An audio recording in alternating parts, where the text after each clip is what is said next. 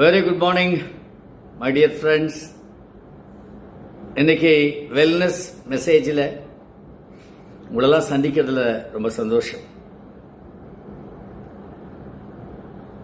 எல்லாரும் எல்லாமும் பேசுவாங்க.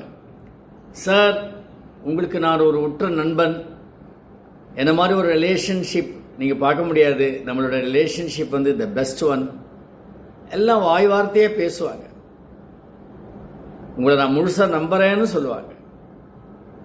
ஸோ வார்த்தைகளில் எதுவுமே இருந்தால் அது வார்த்தையோடு போயிடும்.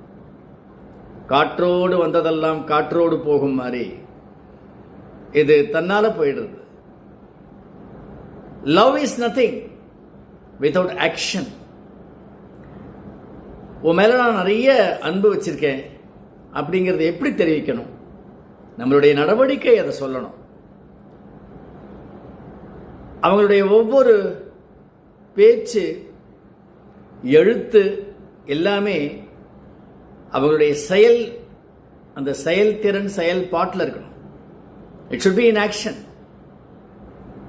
ஒரு நாள் வாயால சொல்றான்ப்பா, நடந்துக்கிற விதத்தெல்லாம் பார்த்தா அப்படி ஒன்றும் தெரியல அப்படின்னு சொல்லக்கூடாது. Trust is nothing without proof. உங்க மேல ட்ரஸ்ட் வச்சிருக்கேன் அப்படின்னு ஒருத்தர் சொன்னார்னா நமக்கு பின்னால அவர் பேசக்கூடாது. ஏதாவது ஒரு எதிர்மறையான ஒரு விஷயம் நடந்தா கூட அவர் என்ன சொல்லணும்? ஏதோ ஒரு கம்பல்ஷன் இருக்கு, இல்லைன்னா அவர் அப்படி நடந்துக்க மாட்டார். அதாவது பாக்யராஜ் படம், ஒரு படம் இருக்கும், அது டக்குன்னு எனக்கு பேர் ஞாபகம் வரல. அதுல தன் மனைவியை பிரிஞ்சிடுவார். பட் ஒரே ஆஃபீஸில் அவர் எந்த ஆஃபீஸ்க்கு மேனேஜராக வராரோ அந்த ஆஃபீஸில் அந்த அம்மா வேலை பார்ப்பாங்க. ஒருத்தர் சொல்லுவார், அந்த அம்மாவுடைய கேரக்டர் சரியில்லை சார் அப்படின்னு சொல்லுவார். அப்போ பாக்யராஜ் அப்படியா அப்படின்னு கேட்பாரு. உடனே ஆமாம் சார் இந்த மாதிரின்னு அவர் சொல்லுவார், நெருப்பை கரையான் அரிச்சுதுன்னு சொன்னார், நம்புவியாடா போடா அப்படின்னு. அதுதான் ட்ரஸ்ட் இன் ஆக்ஷன்.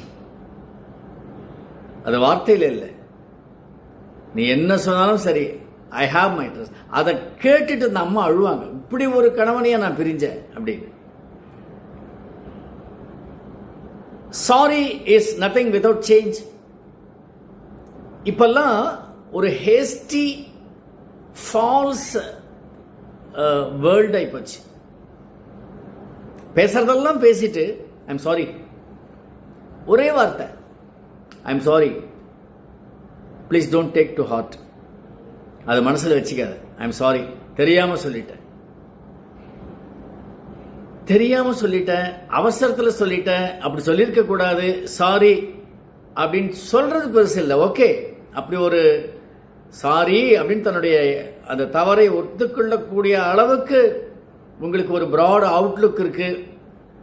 உங்களுடைய லவ், உங்களுடைய ட்ரஸ்ட், அதெல்லாம் அப்படி ஒரு வார்த்தையை சொல்ல வைக்கிறதுங்கிறது ரொம்ப சந்தோஷம்.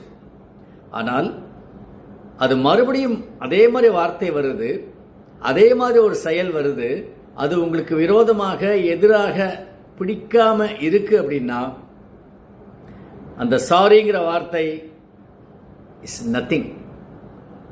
அதுக்கு அர்த்தமே இல்லாமல் போயிடும். ஸோ அன்பை வெளிக்காட்ட தெரியணும். நம்பிக்கையை நாம் உதாரணம் காட்டி விளக்கணும். அது ப்ராக்டிக்கலாக கொண்டு வரணும். அதுக்கு ஒரு ப்ரூஃப் கொடுக்கணும். அத்தாட்சியோடு இருக்கணும் அந்த ட்ரஸ்ட்.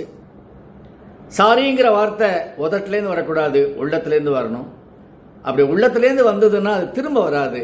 அந்த மாதிரி சந்தர்ப்பம் சாரி அப்படின்ற அந்த ஒரு இஷ்யூலையோ இல்லை வேற எந்த இஷ்யூலையோ சொல்லக்கூடிய வாய்ப்பே வராது. That is the real thing. என்னைக்குமே அசல் தான், நகல் தான். அசலான விஷயங்கள் நமக்கு அசத்தும்படியான அனுபவங்களை வாழ்க்கையில கொடுக்கும்.